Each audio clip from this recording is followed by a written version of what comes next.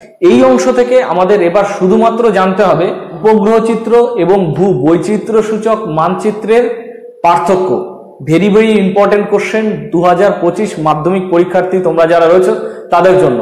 আমি বলবো এই কোশ্চেনটি তোমরা খুব যত্ন সহকারে তৈরি করো, নোটস তৈরি করে রাখো এবং তুমি ধরে রাখো যে এই কোশ্চেনটি এই বছর অর্থাৎ 2025-এ কিন্তু মাধ্যমিক পরীক্ষায় আসতেই পারে। দেখো, তোমাদের আগেই বলেছি আমাদের যখনই কোনো পার্থক্য লিখতে আসবে সে প্রাকৃতিক ভূগোল, অর্থনৈতিক ভূগোল যে কোনো অংশ থেকেই আসুক না কেন, অর্থাৎ আঞ্চলিক ভূগোলের কথা বলছি আমি,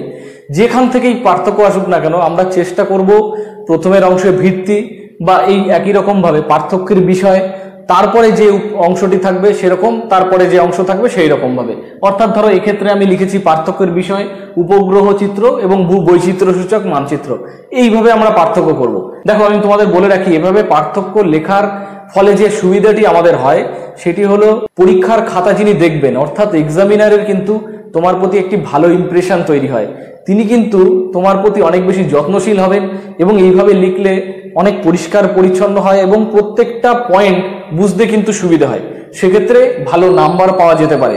আমি বলবো তোমাদের, আমার অভিজ্ঞতা থেকে আমি তোমাদের বলছি, এইভাবে তুমি যদি তোমার কোনো পার্থক্যের